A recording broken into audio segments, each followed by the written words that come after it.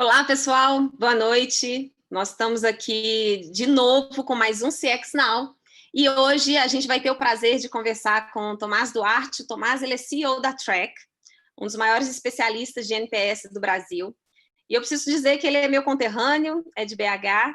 E assim como eu fiz com o Gui, eu queria fazer com o Tomás também. O Tomás, eu acho que eu nunca falei isso com ele, mas o Tomás na verdade, uma das pessoas que mais ajuda na promoção do meu trabalho em todo o Brasil, de tantas ações que a gente já fez junto, de tanta visibilidade que ele já deu para o meu trabalho, não só nos eventos, como também em indicações de clientes. Então, fica aqui, Tomás, meu agradecimento também. Né? Eu falo que minha carreira não seria a mesma coisa se eu não tivesse determinadas pessoas no meu caminho. Você sempre me ajuda muito e sempre me dá muita visibilidade. Muito obrigada.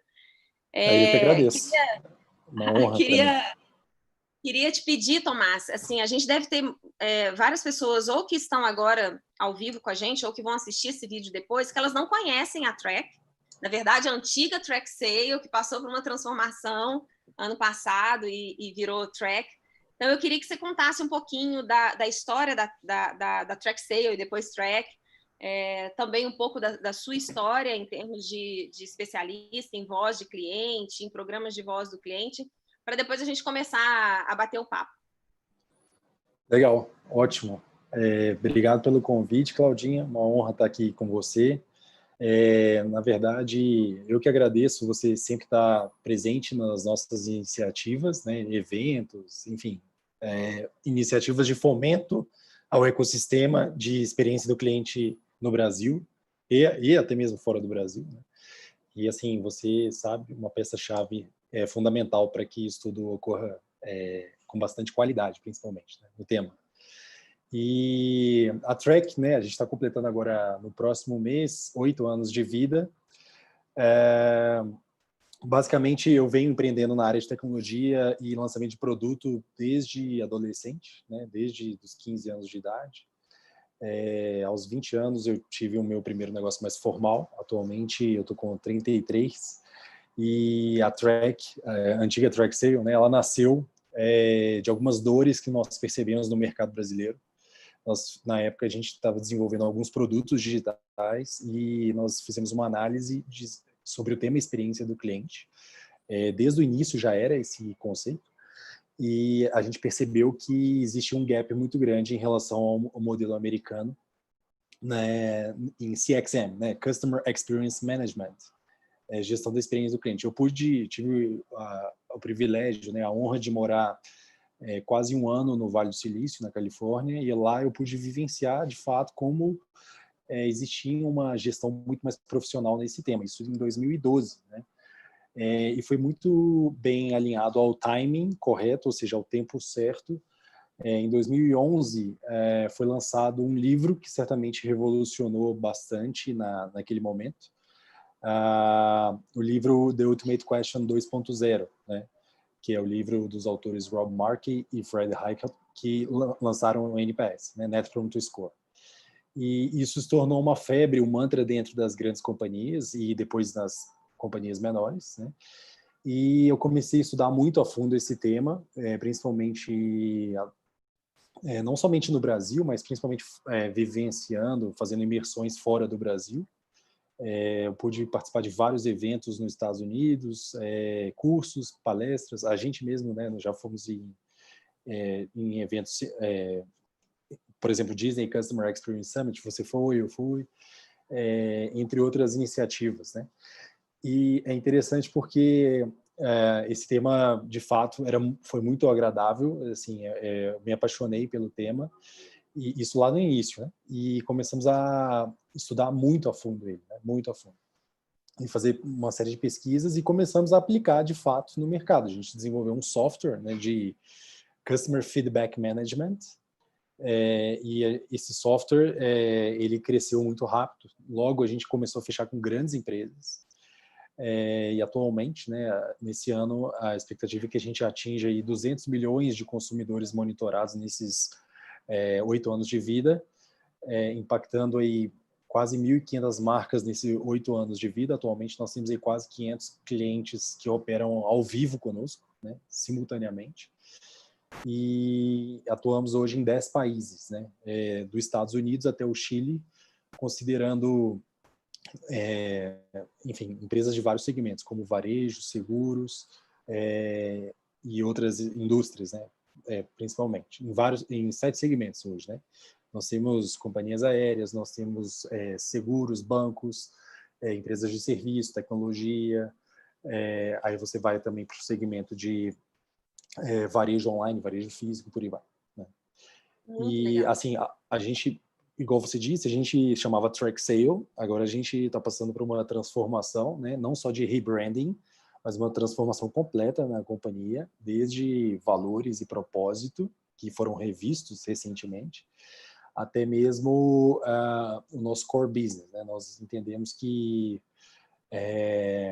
cada vez mais a predição estará presente no tema CX e o tracking, né, que é exatamente o conceito, né, de tracking de dados, ele é evidente para que a gente consiga fazer monitoramento de experiências de consumo numa análise preditiva muito mais avançada e muito menos pesquisas, né? A gente acredita que em breve teremos menos pesquisas e mais enfim, indicadores operacionais sendo medidos que geram predições sobre possíveis comportamentos de consumo e que a empresa consiga agir com muita velocidade.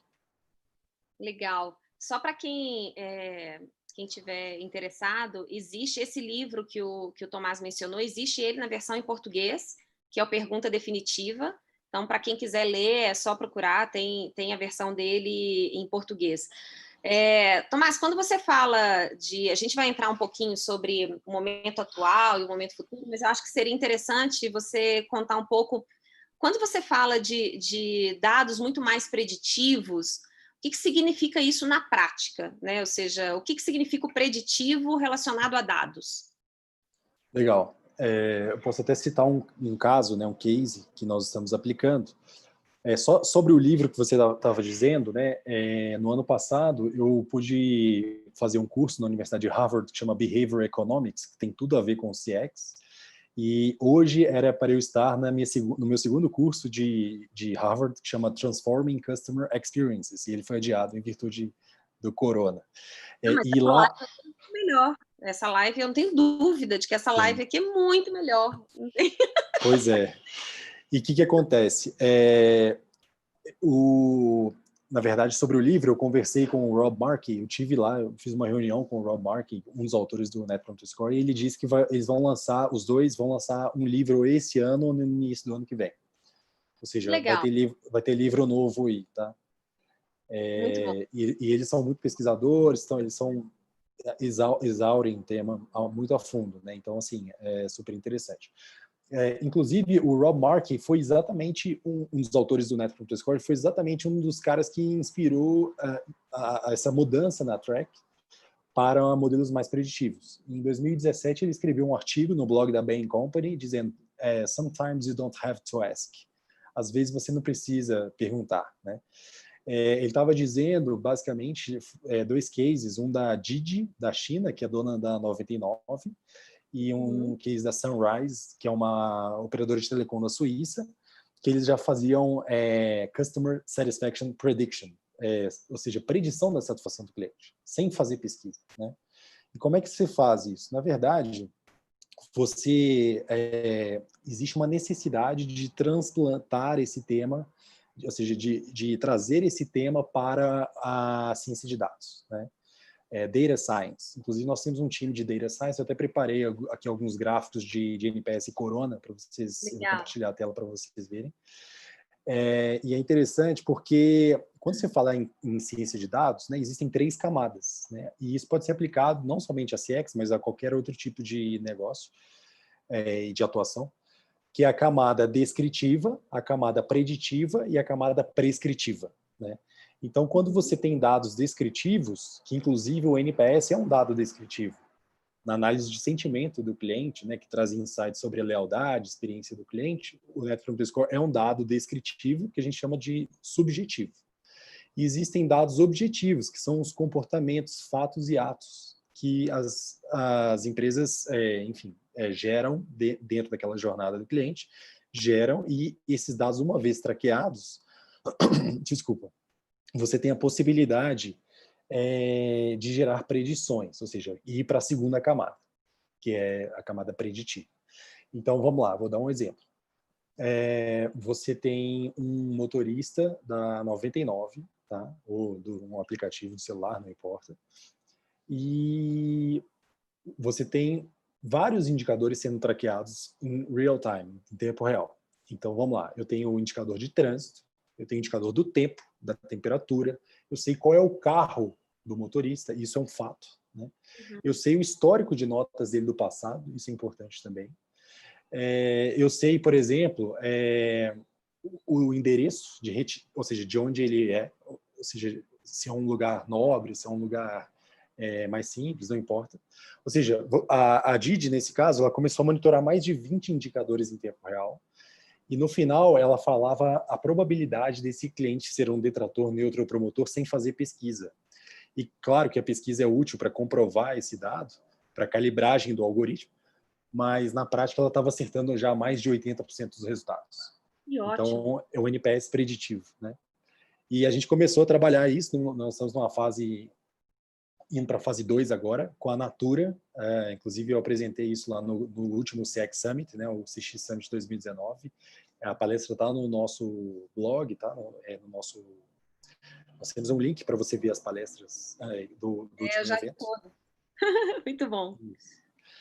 E na Natura, nós estamos avaliando dados descritivos para gerar predição de NPS também. Então, nós pegamos, por exemplo, a transportadora que fez uma entrega. Nós pegamos a região geográfica, o histórico de notas da região. Você pega também o produto adquirido, o ticket, o valor do ticket. Então, você vai chegando numa calibragem dizendo, olha, existe uma probabilidade desse cliente aqui ser promotor, neutro, detrator em tantos por cento, né? Em alguns cenários aí a gente já estava atingindo 80%, 90%, sendo que a grande desafio nesse modelo, vamos dizer assim, além de você calibrar isso uma vez bem feito, e você precisa continuar pesquisando para ver se de fato sua hipótese estava correta, mas o grande desafio na verdade, é ter a disponibilidade dos dados, né? Então, as empresas, hoje, existe uma fragilidade muito grande na gestão dos dados, né? Os dados são frágeis. E isso até mostra o quanto, de fato, o mundo ainda não está preditivo. Se Mas o você que avaliar... é frágil? Um dado frágil? Que característica que ele tem para você dizer isso é um dado frágil? Legal. Assim, um dado frágil, muitas vezes ele começa no cadastro do cliente. Então, assim, um cadastro mal feito, um dado que é imputado sem uma certa confiança. E para isso, até mesmo nós estamos criando agora, lançando uma empresa filha da Track, né, uma spin-off chamada Bring Data, né? Legal. E essa Bring Data nasceu daquele termo muito utilizado, In God We Trust, for the other things, bring data, né? Então, ou seja, em Deus a gente confia, para todas as outras coisas me traga dados. Então, Bring Data nasceu desse termo, que é uma empresa de data enrichment, data cleaning e data verification, ou seja, verificação, enriquecimento e higienização de bases de dados. Porque a gente viu que, beleza, a gente já fez milhões de pesquisas, quase 200 milhões de consumidores aí ao longo desses últimos 8 anos, só que a gente viu que, inclusive, tem um outro estudo da Bain Company, que é uma grande inspiração para a gente, analisando que em 2025 as empresas terão maturidade maturidade de dados para predições. Então a gente viu que a gente tinha que dar um passo atrás, para organizar a base de dados das empresas. Criamos uma empresa para isso, fazer verificação no modelo muito mais API first, ou seja, integrado via API, e muito mais self-service. Por exemplo, o Serasa hoje é uma grande referência nesse tema, né? Mas a gente acredita que isso pode ser muito mais escalável e simples de plugar.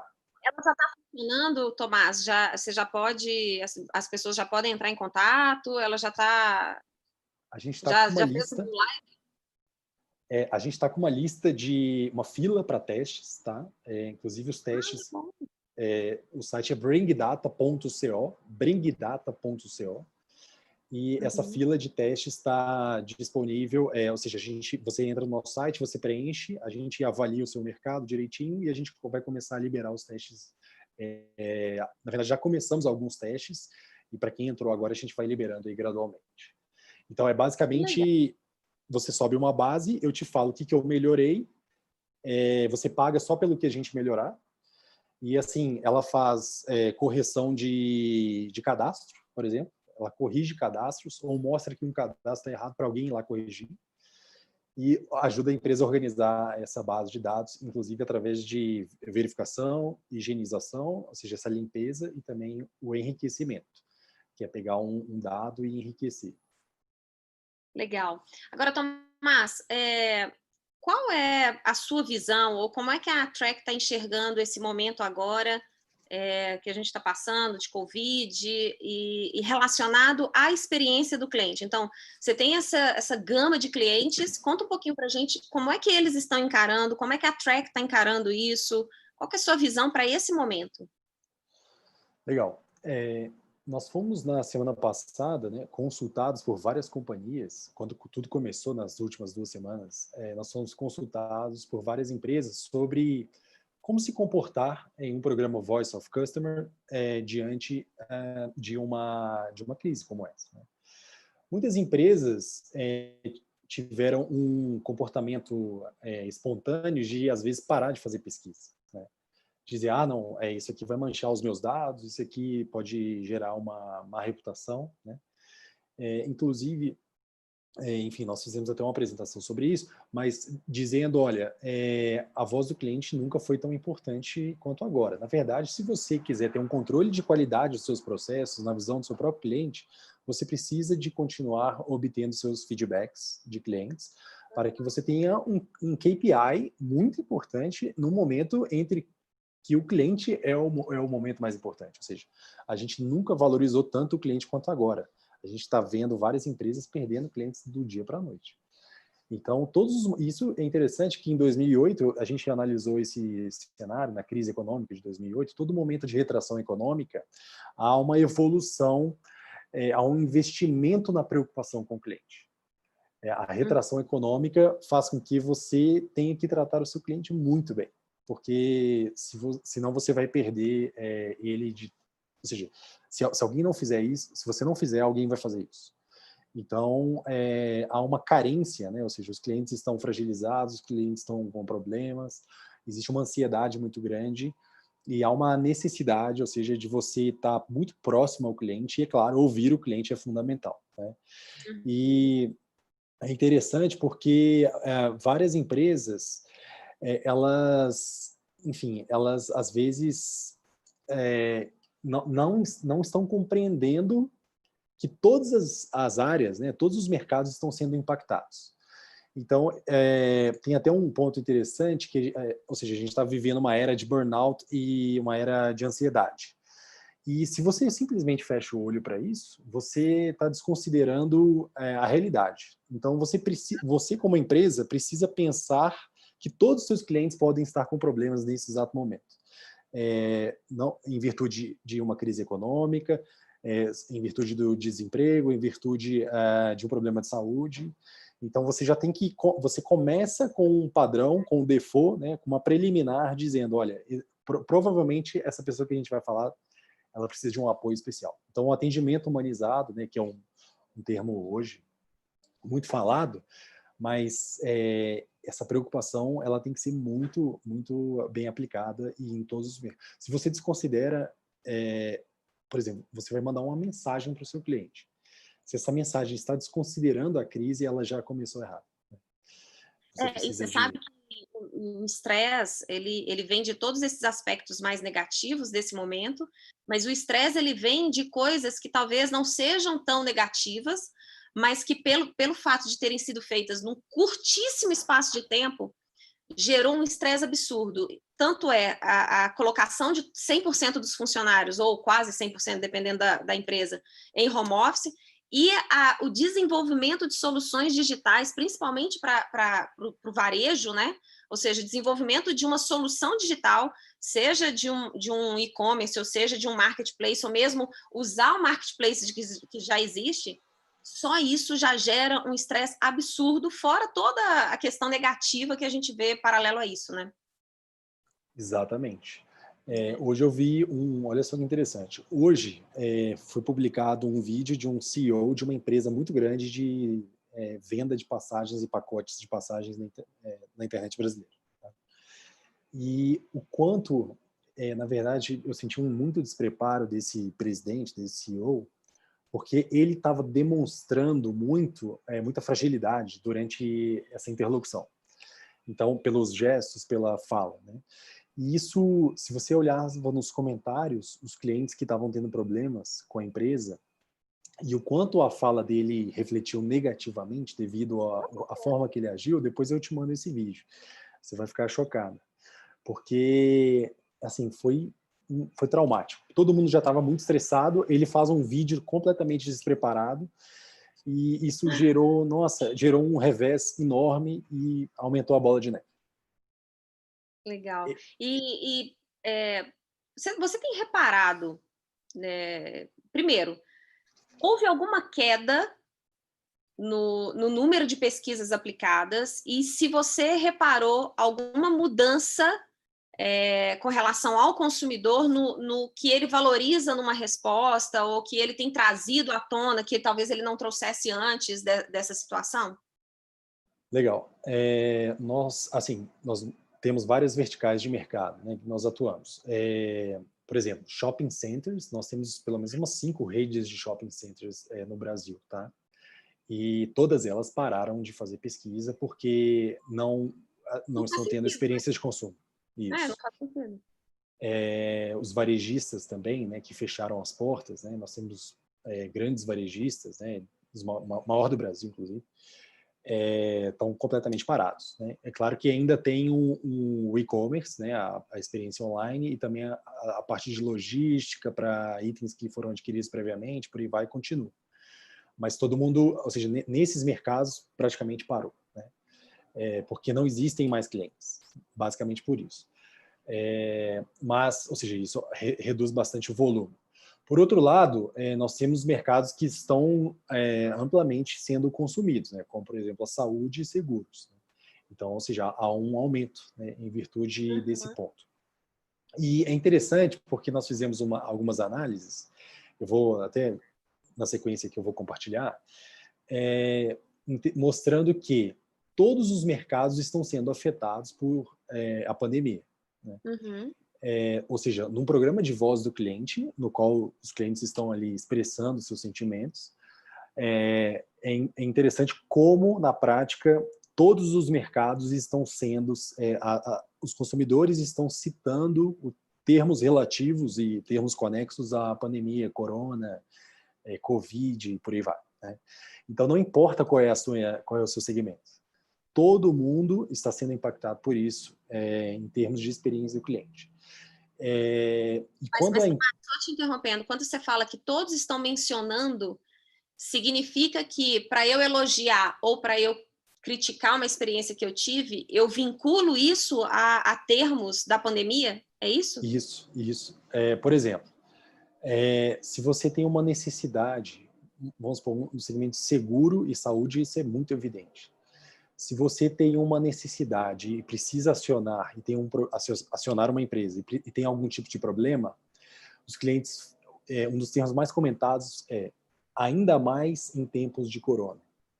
Ou seja, eles utilizam esse termo para justificar a necessidade da empresa estar atuando com mais velocidade e com mais preocupação.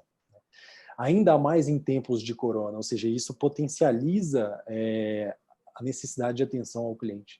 Eles exigem isso, né? Os próprios consumidores, nós consumidores. Um impacto direto na nota. Ou seja, ele poderia ser em situações normais, ele seria, sei lá, um neutro, e de repente agora ele é um detrator. Isso. Eu vou compartilhar minha tela para vocês verem. Ótimo. Eu já vou até ver aqui se vai sair direitinho. Tá. Eu vou compartilhar aqui agora, uma apresentação. Vê se está saindo direitinho. Para mim tá, deixa eu só ver se no YouTube aqui vai... Uma capa verde. Espera aí que tem um delayzinho aqui no YouTube e a gente só precisa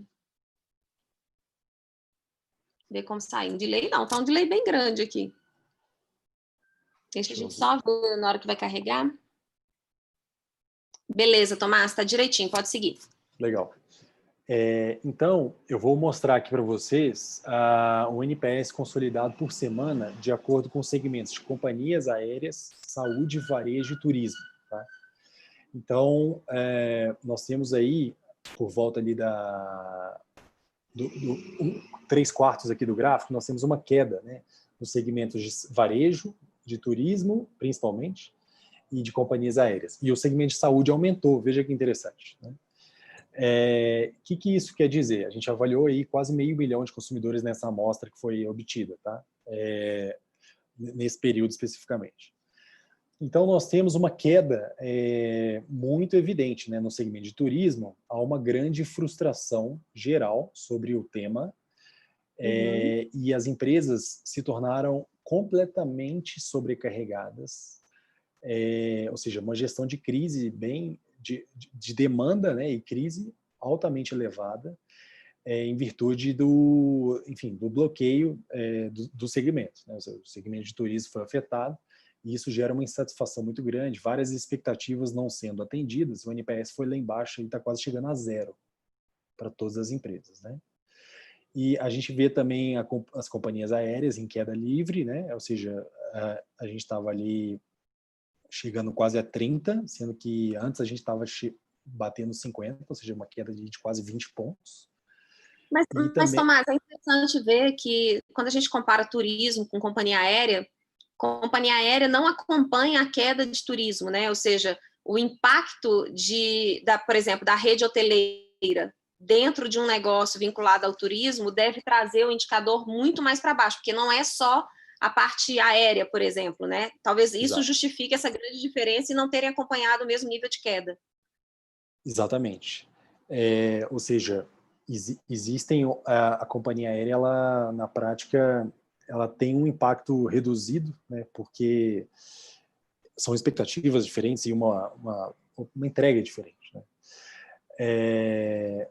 E no caso aí do varejo, né? A gente também tem uma queda nesse sentido. No hospital, na área de saúde, na verdade, incluindo laboratórios, clínicas e hospitais, tá? Nós temos aí um aumento. Né? Na verdade, grande parte do acionamento, ou seja, dos consumidores para as empresas, é relativo a hospitais e laboratórios. E é interessante o aumento na área de saúde. E eu acredito que esse aumento se dá a 2 pontos.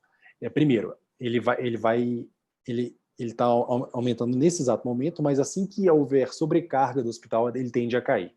A gente fez até uma simulação dizendo que se somar o NPS histórico no período de abril e maio, que normalmente é o período em que há as doenças dengue, zika vírus e chikungunya, somado ao coronavírus, nós teremos aí uma queda de até de 30 a 50 pontos.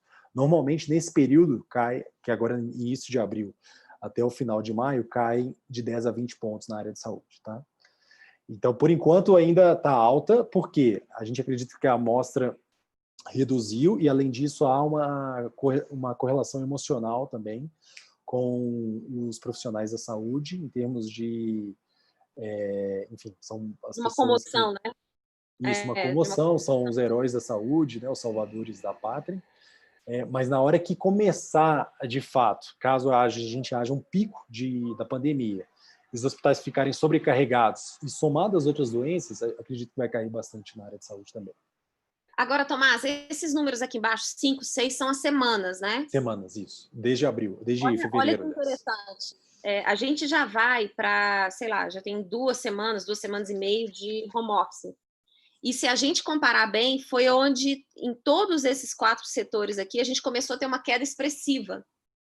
Né? Ou seja, se aqui a medição está desde fevereiro, o Covid, sim, desconsiderando a questão do carnaval e tudo mais, ele já vem, mas na hora que a sensação que me dá é que na hora que as pessoas, a hora que caiu a ficha mesmo da situação que a gente está, foi a hora que as empresas colocaram todo mundo em home office, que foram as últimas 2 ou 3 semanas atrás, e que isso impactou drasticamente os resultados das pesquisas, né? Faz sentido? Exato, faz sentido. E o quanto o comportamento do consumidor, né, nossos clientes, mudou do dia para a noite, né? E o quanto as empresas não estavam preparadas para isso, né? Eu até tinha anotado um ponto aqui, dizendo que o mundo hoje não é preditivo, ou seja, a gente não tem ainda... Assim, 99% das pessoas não tinham ideia que em 15 dias estariam em home office durante 2 meses, 3 meses. Né? Então, ou seja, o mundo não é preditivo nesse sentido. Né? A gente ainda precisa evoluir bastante nesse quesito. Muito legal, muito bom. E tem mais um dado aqui. Então tá bom, desculpa. Mostrando outros segmentos, tá? Que não foram afetados ainda com bastante intensidade. Vamos lá, o segmento de serviços, ele até cresceu, né? Se você pegar ali nas últimas semanas, ele cresceu em termos de NPS, ou seja, o serviço ficou em todos os sentidos, né? Você pega aí eu estou considerando, por exemplo, empresas de delivery, tá? Ele cresceu bastante, olha lá, nas últimas semanas. Seguros, ele está mantendo a média ali, caiu levemente. Nós temos o segmento de imóveis, que também manteve uma média, não teve nenhum outlier. E finanças aí também está mantendo, cresceu um pouquinho, né, nos últimos tempos. Os bancos se tornaram mais flexíveis, né? Nós tivemos uma mudança de visão, uma preocupação, assim, a priori, né, genuína com o cliente. Então, teve um pequeno aumento aí também, tá? Interessante, né? Para mim foi uma surpresa o mercado de seguros ter um NPS de 60, né? Pois hoje, né, os seguros que nós atuamos, né, são as maiores seguradoras do Brasil. Eles possuem um NPS nessa faixa e, assim, o serviço tem evoluído muito. As seguradoras têm investido bastante em experiência do cliente. Talvez uma das principais, né? Uma das principais mercados que tem investido. Mas isso num período aí de 2 meses. Mas se você comparar historicamente, o NPS seguro era bem mais baixo nos últimos anos.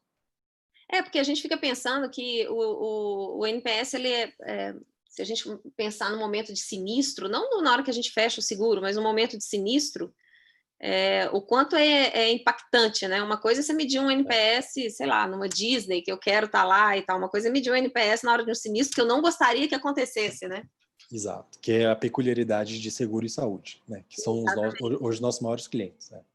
Exatamente. Muito bom, muito bom. E tem, assim, para finalizar aqui, tem mais esse slide aqui, é o último, mostrando a incidência dos termos relativos à pandemia nos segmentos. Por exemplo, saúde, há uma grande incidência. Companhia aérea, depois entretenimento, depois seguros, tecnologia, e-commerce, serviços, bens de consumo, hotelaria, educação, imóveis e finanças. Então, se você considerar aí, ou seja, termos relativos à pandemia, a área de saúde, companhia aérea e entretenimento estão sendo mais impactadas. E também o crescimento aí isso até a semana passada, na verdade, na primeira semana do isolamento, o crescimento dos termos em todos os segmentos, isso é uma amostra, mostrando como as marcas começaram a ser impactadas, e não importa qual é a sua vertical de mercado, como começaram a ser impactadas por esse driver, né, que é a crise de saúde e a crise econômica, né? Ou seja, o termo impactando aí na experiência. Tá? Legal. Muito bom. Eu vou interromper o compartilhamento aqui. Enquanto você fecha aí, a gente está recebendo... A gente recebeu Roger Ishida. Roger, se eu pronunciei seu sobrenome errado, me desculpa. Ele está perguntando como que nós podemos aumentar o NPS na empresa? Bem aberta, bem genérica. Vamos ver o que você consegue orientá-lo de como aumentar o NPS na empresa. Legal. Existem 2 maneiras, Roger. elas são relativamente fáceis de entender, mas muitas vezes difíceis de aplicar. Ou seja, não é uma desculpa, e várias empresas estão fazendo um ótimo trabalho nesse sentido. Isso inclusive na academia, né, eles chamam de inner loop e outer loop.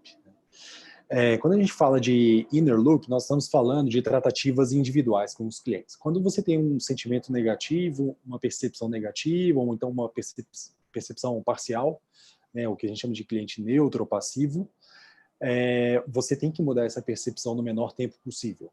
Errar não é um problema, é o como você vai lidar com o erro. Então, se você tem um cliente insatisfeito, um cliente que não está feliz por algum motivo, tem algum rastro, né, de sentimento negativo, você começa a contar um relógio para que você mude a frustração dele. Então, esse é o chamado inner loop, ou seja, a tratativa individual com clientes no menor tempo possível para você corrigir o problema e fazer com que a pessoa saia feliz. Eu até lembro, Claudinha, você falando de um case que você teve com o Airbnb, Foi que sensacional, foi sensacional. de última hora você teve uma reserva cancelada, né? E eles foram lá e atuaram de forma muito rápida com você, né?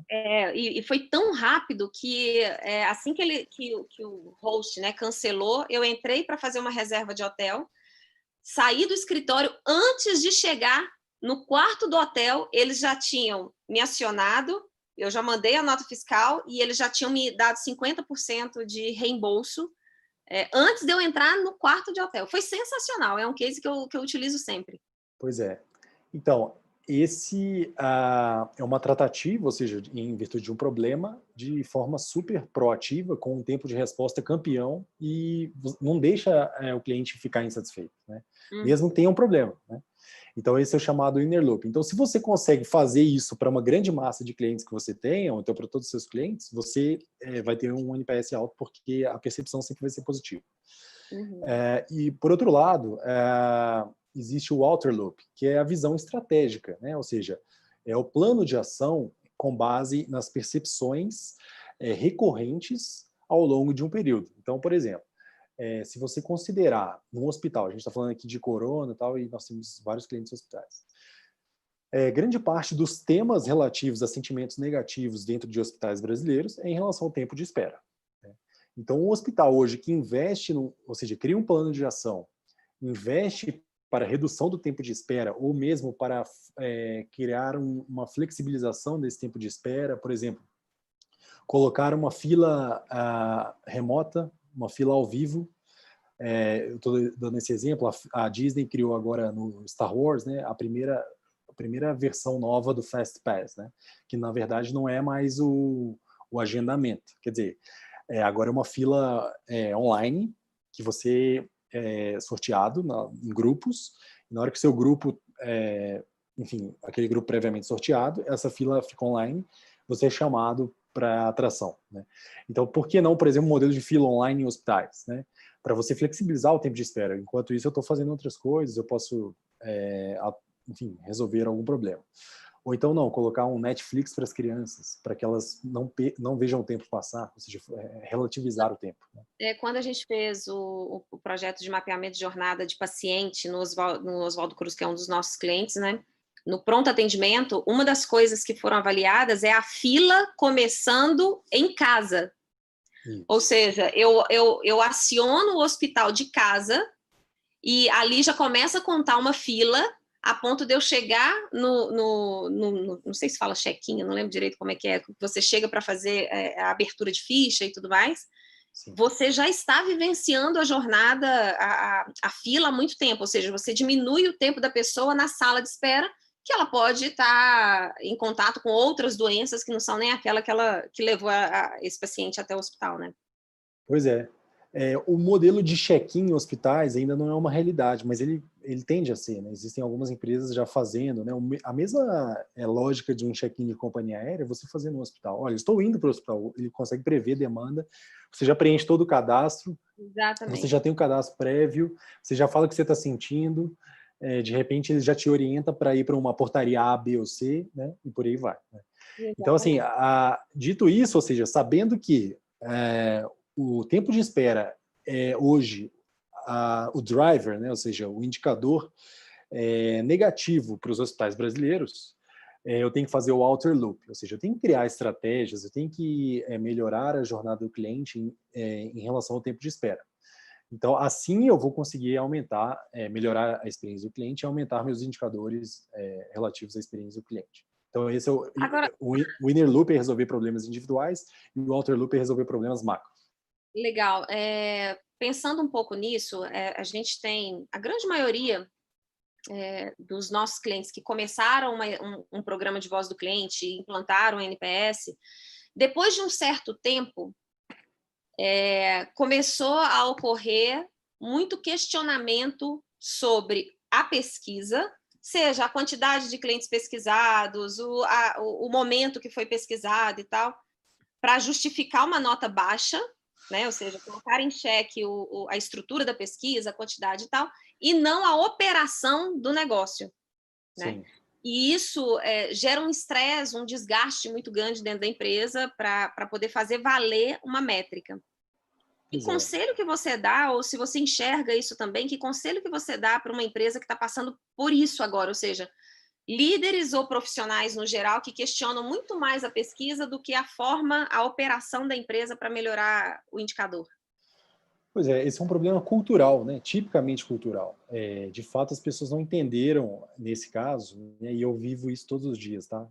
Semana passada mesmo eu fiz um call com uma das maiores empresas, uma das maiores indústrias aí do Brasil. Uma equipe de 6, 7 pessoas e exatamente, às vezes as pessoas querem buscar algum tipo de... na verdade, a gente chama de score watchers, né? Eles ficam só olhando para o score e não olham de fato para os motivadores, ou seja, o que está motivando de fato o score, o que você precisa melhorar, e não ficar tentando driblar o número ou criando algum gatilho para melhorar. E o tanto de fraude que a gente vê hoje, né? Recentemente, numa grande empresa de serviços, 27 pessoas foram demitidas em virtude de fraudes em NPS.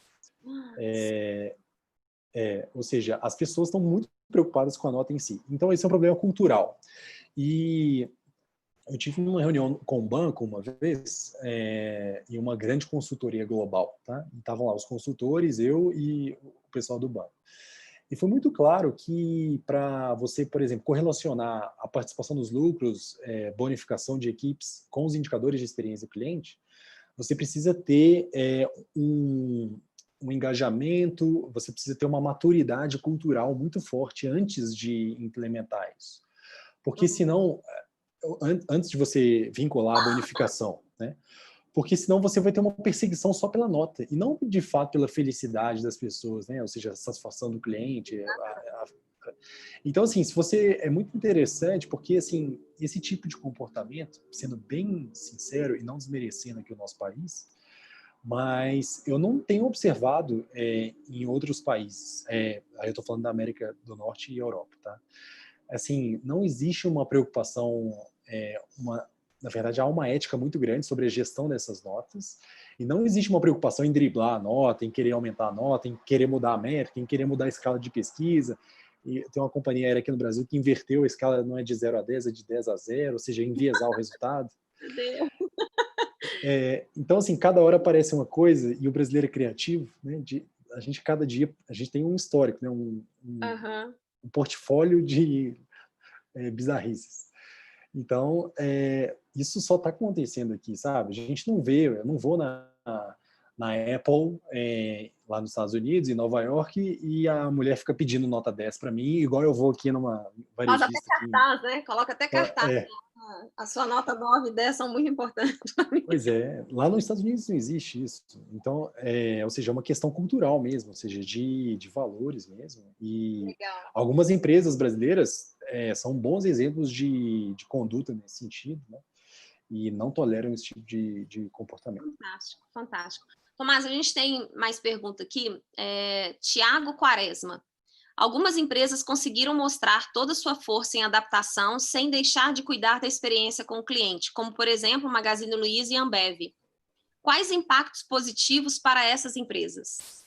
Essas empresas que conseguiram driblar um pouco essa situação e Legal. que a gente está vendo agora. Então, o impacto é rentabilidade, ou seja, é não perder rentabilidade a curto prazo, que é fantástico, e, é claro, garantir um vínculo muito maior com o cliente, uma conexão muito maior, porque os hábitos de consumo estão sendo alterados, de fato, na marra, né? E é interessante porque as empresas que não são ágeis, elas estão, ou seja, elas estão, provavelmente terão problemas econômicos, financeiros a curto prazo. Então, essa adaptabilidade é interessante, né? Por exemplo, a Ambev foi citado aqui. A Ambev, ela percebeu o movimento das lives, né, de entretenimento dos artistas, né? E a Brahma, que é da Ambev, já começou a fazer o calendário oficial das lives, e isso começou a rodar o WhatsApp, né? Então, branding total, maravilhoso. E hoje as lives estão sendo patrocinadas pela Ambev, e colocando lá a marca em evidência. Ou seja, eles captaram muito rápido que havia uma mudança, né? E a forma de eles estarem presentes ali, através da visibilidade da marca, não era mais no jogo de futebol que o campeonato está parado, né? Era na live ali, e foram com muita agilidade. Então, assim, eu acho que o impacto ou seja, menos impacto econômico, ou seja, você, na verdade, tem menos perda econômica, né? E, ao mesmo tempo, você está alinhado com as novas necessidades dos clientes, e isso traz um ótimo retorno, em termos de lealdade. Sabe uma percepção que eu tenho? Eu não consigo falar pela Magazine Luiza, quer dizer, não consigo falar nenhuma pelas duas, mas como na Ambev eu já vivenciei tanto as lives, né, e li o que eles estão fazendo, na Magazine ainda não, a sensação que eu tenho é que a mensagem que uma marca, por exemplo, como a Ambev faz, quando ela faz um trabalho em conjunto com o hospital, ou quando ela começa a produzir álcool em gel, ou mesmo quando ela faz as lives, ou seja, eu estou tornando as noites de sábado das pessoas que estão sendo obrigadas a ficar dentro de casa mais interessantes e muito mais divertidas, a sensação que me dá é de uma empresa que vai além do produto e do que ela coloca no mercado, sabe? É uma empresa que ela está presente em outras frentes que não só aquelas que visam venda de produto num ponto de venda. Então, eu acho que o que você trouxe é muito forte, ou seja, a conexão emocional de uma marca dessa, pós-Covid, é muito forte, porque a gente vai lembrar de uma marca que não flexibilizou só uma questão de produto, mas ela esteve presente na vida do consumidor de diferentes formas que vão além do produto que ela vende, né? Pois é, isso é fantástico. Você falou a palavra flexibilização, eu acho que eu nunca vi essa palavra com tanta necessidade atualmente, né? Então, para garantir literalmente a sobrevivência de pessoas e a sobrevivência de empresas, né, as empresas têm que flexibilizar, não tem outro caminho, né? Eu mandei para vários clientes nossos dizendo assim, você quer que desenvolva alguma tecnologia aqui? Eu tenho um time de 20 engenheiros da computação aqui, com doutorado. Às vezes não é pesquisa que você quer fazer agora, às vezes você quer fazer um negócio diferente. Mais ou menos que a Ambev fez com álcool gel e por aí vai, né? Eu vi várias indústrias fazendo respirador, a Mercedes-Benz fazendo respiradores, não sei o que lá, ou Fiat seja, em BH, né, a Fiat. que está fazendo revisão nos respiradores, né? Sim. Muito legal. Isso ou seja, é você se adaptar, flexibilizar para resolver de fato um problema e estar junto ali com o cliente num momento que às vezes é necessário e você vai entregar valor fazendo algo que seja muito mais correlacionado com a necessidade daquele Muito momento, legal. né? Olha, tem mais perguntas aqui. Peraí, deixa eu ver aqui. Gostaria que falasse, a Yara Gontijo gostaria que falasse um pouco sobre o NPS aplicado em uma escola de ensino à distância, especializada na filosofia do Lean e do Six Sigma. Olha, é um pouco específico, mas vamos lá, Yara.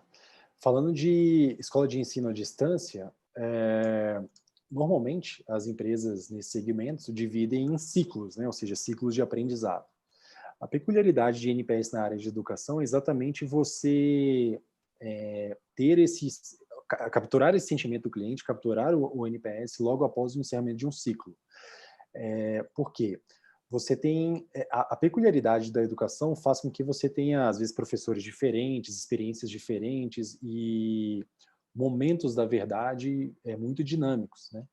Então, por isso que a gente faz o monitoramento de NPS ao fim de um determinado ciclo, e você pode, ao mesmo tempo, fazer algum tipo de monitoramento transacional para avaliar algum ponto específico dessa jornada, como, por exemplo, um processo de... Ou então, por exemplo, um Customer Effort Score, né, um índice de esforço ao cliente, como um processo de alguma etapa ali que exige, por exemplo, um cadastro, algum trâmite burocrático, né? Você pode entender o quanto isso pode ser, o quanto pode estar sendo o grau de esforço dentro desse monitoramento. Mas, basicamente, na área de educação, né, as empresas normalmente fazem a cada final de jornada, semestralmente, trimestralmente, não importa, o monitoramento do NPS dos alunos naquele período. Tá? A gente teve, na semana passada, a gente teve o Luiz, que é o CMO da Uniaselv, que é uma das maiores instituições de ensino do Brasil, e ele trouxe justamente isso, né? E é uma das maiores instituições de ensino à distância, né? E ele trouxe justamente isso. Afinal de cada ciclo, eles aplicam uma pesquisa onde o tutor, lá eles não têm professores, eles têm tutores, os tutores, toda a infraestrutura, o conteúdo e tal são avaliados, ou seja, a cada ciclo eles fazem isso, né? Tomás, o que você está enxergando para o pós-Covid, né? Ou seja, imaginando que as pessoas estão sendo forçadas a novos hábitos, toda a questão de ficar dentro de casa e pessoas já não aguentando e outras adorando, o que você está enxergando pós-Covid como o grande desafio ou uma grande oportunidade para as empresas, com base no que a gente tem vivenciado agora? Legal. De fato, toda crise é uma oportunidade. Tenho reforçado esse tema todas as vezes, né? Vários negócios aí, vários processos, grandes profissionais aí foram destacados nas crises econômicas. Mas eu vou pegar em 3 óticas, tá? A ótica primeiro, na verdade em 4 óticas. A ótica primeiro é de um programa Voice of Customer. Ou seja, falando de voz do cliente, haverá uma mudança, né, em termos de, ou seja, pós-crise, tá? Primeiro, a necessidade de atuarmos com muito mais predição, né? Então, a gente tem uma necessidade preditiva de conseguir, às vezes, prever algum comportamento de cliente em virtude de algum fato relevante que possa acontecer. Nesse caso, um fato global, mas a gente poderia ter outros fatos que poderiam ensejar microcrises, ou não importa, análises preditivas, porque, igual eu mencionei, o mundo mostrou que não é preditivo, né? Outro ponto que eu acho importante é que agora a gente tende a fazer muito mais NLP, Natural Language Processing, ou seja, processamento de linguagem natural, e muito menos questionário de pesquisa. Então, é o quê? Colocar algoritmos super inteligentes, né, inclusive de machine learning, né, aprendizagem de máquinas, que é um termo utilizado na inteligência artificial e ciência de dados, no qual a gente faz a leitura a linguagem do cliente e classifica isso em tempo real, com muito mais velocidade, e isso faz com que o cliente não precise ficar dando muita nota ou respondendo muito questionário. Uhum. Então, a gente acredita que NLP, né, Natural Language Processing, processamento de linguagem natural, é um dos temas mais importantes agora pós-corona, tá? Isso vai ajudar o quê? Na escalabilidade dos processos, na escalabilidade das tratativas com os clientes, com muito mais precisão, né?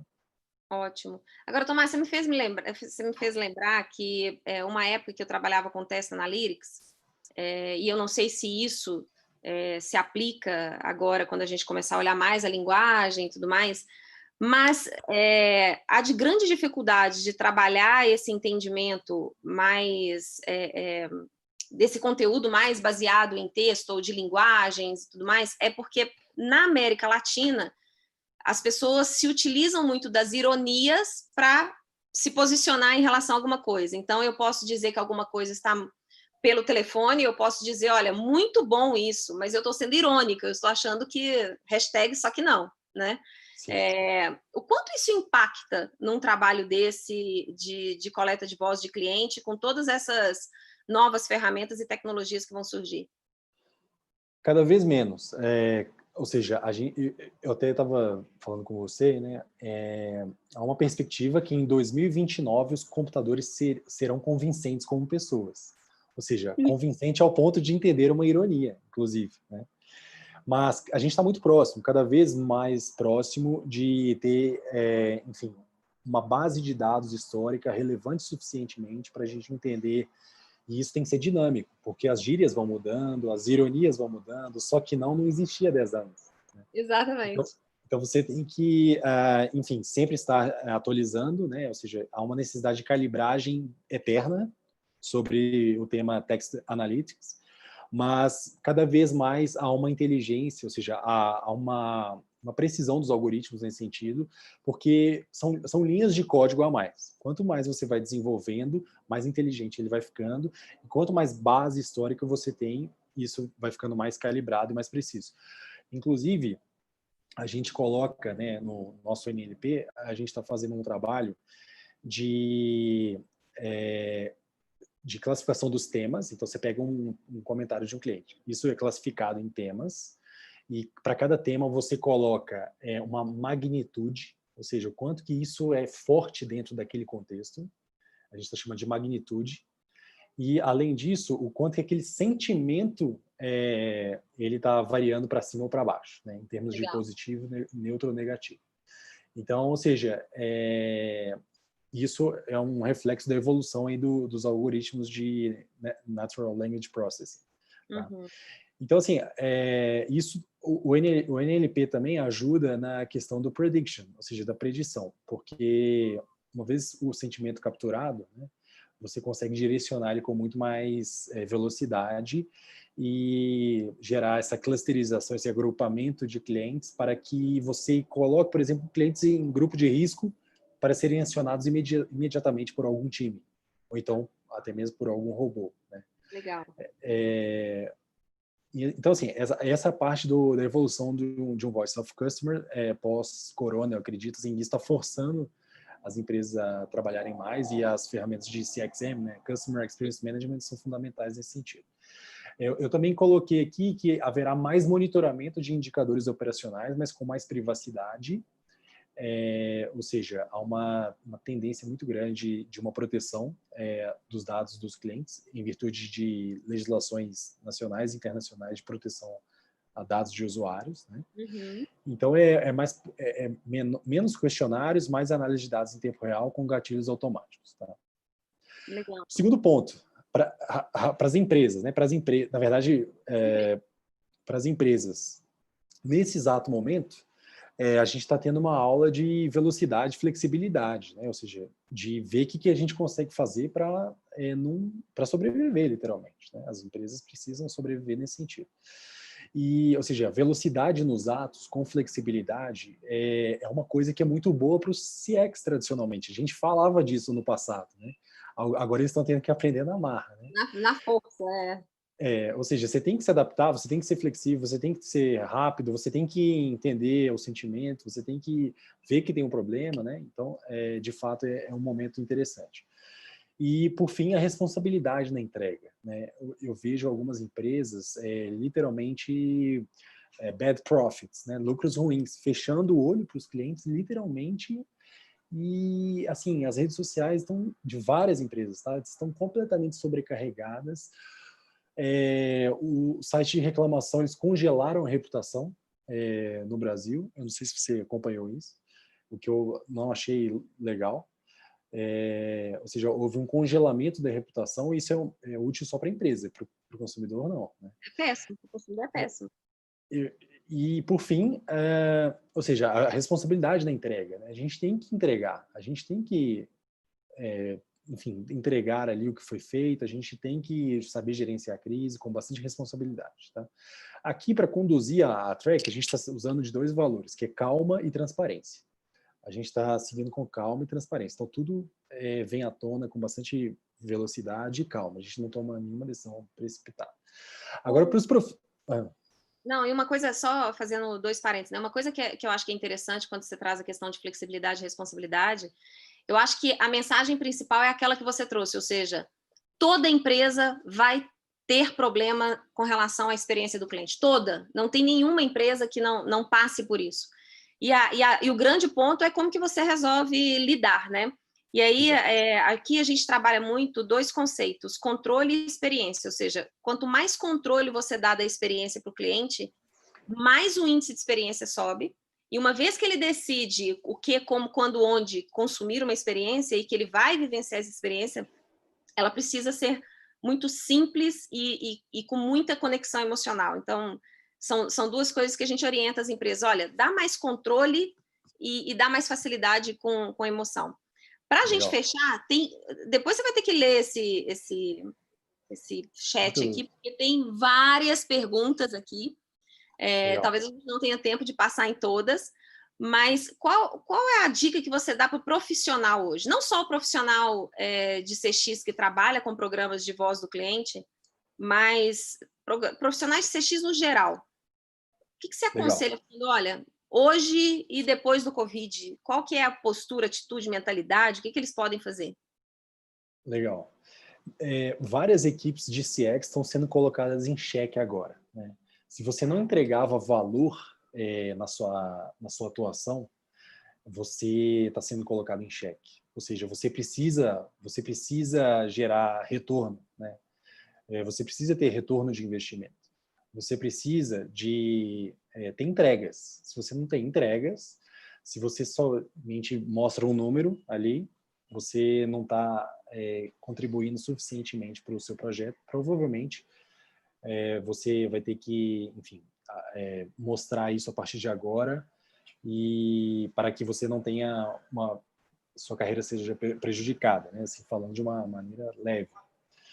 Mas, ou seja, trabalhar com, vincular, né, o que a gente chama econometria, ou seja, atuar na econometria do CX.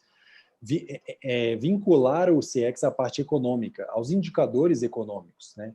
Trabalhar o ROI do CX, isso é importante, porque agora a gente está tendo um retrocesso econômico, mas na prática, as empresas que estão sabendo lidar com isso obtêm um alto retorno de investimento, né? Ou seja, se você consegue driblar isso bem, você não deixa essa bola cair, né? O outro ponto que eu diria, ou seja, além de preocupar com o retorno de investimento, é trabalhar com muita proatividade. Assim, exige um esforço muito grande, uma ultra proatividade, para que você consiga a todo momento ter novidades, a inovação o tempo inteiro, né? Você precisa inovar. A gente falou aqui logo mais cedo de alguns exemplos nesse sentido. Então, essa proatividade com flexibilidade, né, o profissional ele precisa de ter isso com bastante consciência. E, por fim, um valor que a gente estava usando é a transparência. Quando a gente fala a empresa tem que ter responsabilidade da entrega, isso significa também que as equipes possuem a necessidade de trabalhar com muita transparência. Os números reais, enfim, uma clareza ali na informação para os clientes. Eu não posso, assim, qualquer informação ruim, qualquer informação que seja prejudicial a um cliente, isso tem que vir com muita velocidade, já com plano de ação. Então, ou seja, essa parte de proatividade, a transparência ela é fundamental. Se você torna algum processo obscuro, você vai ter consequências negativas, e é o que eu estou vendo, por exemplo, nas redes sociais de várias empresas, porque não há comunicação transparente com os clientes. Exatamente. Então, assim, se você não comunica de forma proativa e com transparência, você gera o caos, literalmente. As pessoas irão começar a colocar tudo em xeque, achar que a empresa está falindo, achar que não vai ser entregue, ou seja, aí vai para o Reclame Aqui, aí aciona o saque, aí já gera lucros na verdade, lucros não, uma despesa muito grande em virtude de não ter sido transparente e proativo, tá? E, assim, eu estava acompanhando, né, inclusive eu fiz uma live sobre isso, de comportamento de consumo, como é que as experiências tendem a serem alteradas, né? Legal. Assim, um overview muito rápido, né? Economia da experiência virtual. Eu estava comentando com você mais cedo sobre a NBA, que assinou um contrato com o Facebook para fazer a transmissão. Hoje a gente está vendo as lives, né, de artistas. Tomás me contou e olhem só, gente, olha que legal. Isso. Inclusive, a Organização Mundial de Saúde publicou hoje que no dia 18 de abril haverá uma live com grandes artistas internacionais famosos como Elton John, Coldplay, Pearl Jam, e vai ser provavelmente a maior live de todos os tempos, né? Maior que Jorge Mateus, que já bateu o recorde, né? Já bateu, porque vai ser uma live global, né? E está correndo isso na internet. E isso é a economia da experiência virtual. Só que a gente está a caminho de ir para um novo patamar, né? Eu estava num evento nos Estados Unidos no ano passado e estava lá o Hugo Barra, que é o vice-presidente de realidade virtual do Facebook. Ele estava dizendo que eles fecharam um contrato com a NBA, no qual haverá uma transmissão entre várias câmeras, ao vivo, para você usar o seu óculos lá do Facebook e você acompanhar na câmera que você quiser, dentro da sua casa, o jogo ao vivo, do lado do técnico, cuspindo na sua cara. Então, um jogo de futebol, que a câmera vai estar dentro do... imagina milhões de pessoas vendo isso, né? A câmera dentro do gol. Então, por que não Rock in Rio? Você vai estar do lado ali do Mick Jagger, se ele estiver vindo, lá no Rolling Stones, Rock in Rio. Ou seja, você acompanhar isso tudo ao vivo. Então, assim, a economia da experiência virtual, ela tende a mudar bastante em virtude do isolamento social, né? Ele provoca isso. Outros pontos como shop streaming, né? Você fazer transmissão de um produto ao vivo, de um serviço ao vivo, para que você contrate ou não. Ambiente à prova de doenças, né? Então, você ter um espaço que seja completamente blindado de doenças, porque as pessoas agora terão um foco obsessivo na limpeza, né? Companheiros virtuais, ou seja, de você ter robôs como se fosse um key accountant, ser um assistente virtual te ajudando. O Google está trabalhando nisso, né? Muito legal. Eu falo também de mentorias peer-to-peer, ou seja, de você ter como se fosse um coach para uma determinada habilidade à distância, muito mais do que uma experiência de aprendizado, mas de fato uma pessoa que vai te colocar nos trilhos, né? E-commerces automatizados, né? O Domino's está fazendo agora carros de entrega de pizza, mas o principal case são os hospitais da China, que começaram, em virtude do corona, começaram a fazer entregas nos quartos de alimentação através de robôs, né? E as empresas têm que se preocupar com a era burnout e de ansiedade dos clientes, porque se você faz vista grossa para isso, você não está sendo transparente, né? Então, esses são alguns dos pontos aí que eu mencionei. Existem outros, tá? Muito bom, muito bom. Tomás, a gente está cheio de perguntas, a gente não vai, infelizmente, a gente não tem mais tempo. Eu por mim, eu ficaria aqui até você responder todos os pontos que trouxeram. Mas eu queria de novo te agradecer pela disponibilidade, foi excelente, um conteúdo riquíssimo, riquíssimo. Eu vou deixar nos comentários do vídeo os seus contatos, da Track, e te agradeço demais, foi muito bacana mesmo. Eu que agradeço, muito obrigado pelo convite. Enfim, esperamos que a gente saia dessa o quanto antes, que a gente esteja aí nos eventos em conjunto novamente. Quem quiser me mandar a pergunta no Instagram, @TomásDMA, eu respondo lá também. Isso. Joia, pessoal, amanhã a gente está aqui de novo às 21 horas. Muito obrigada e a gente se vê amanhã. Tomás, brigadão, viu? Um abraço grande para todo mundo da Track. Beijo. Tchau, gente. Tchauzinho. Obrigada. Tchau.